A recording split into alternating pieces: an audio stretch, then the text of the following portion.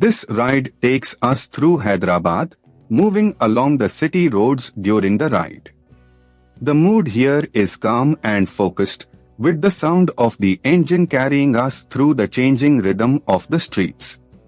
Let the road unfold naturally as we settle into this stretch. A little further along, this part of the route shows a grounded side of Hyderabad, where everyday movement defines the street. Shops, side lanes, and passing vehicles build a sense of momentum, and the pace stays steady. It is the kind of stretch where the ride feels less like a destination and more like a continuous observation. As the ride continues, here is something worth knowing about this part of Hyderabad.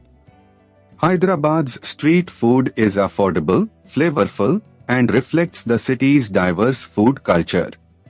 That local detail adds depth to what might otherwise seem like a simple road, and it reminds you that every ride here passes through layers of history and routine.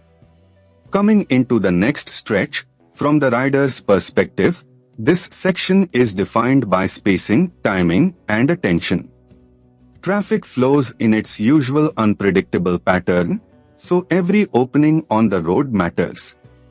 The experience becomes less about speed and more about reading the street early, staying smooth, and keeping the ride controlled. Further down the route, as the route continues, the presence of modern Secunderabad gives this stretch a stronger sense of place. Landmarks like this help anchor the ride, because they turn a moving sequence of roads into something memorable. With the road opening ahead, the atmosphere here changes with the hour, and the weather adds its own character to the ride. The road noise, light, and movement around the bike all combine into a very specific riding mood.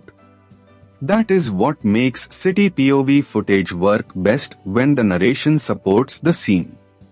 As this ride through Hyderabad comes to a close, the journey may be simple, but the texture of the road, the city, and the ride itself is what makes it worth watching.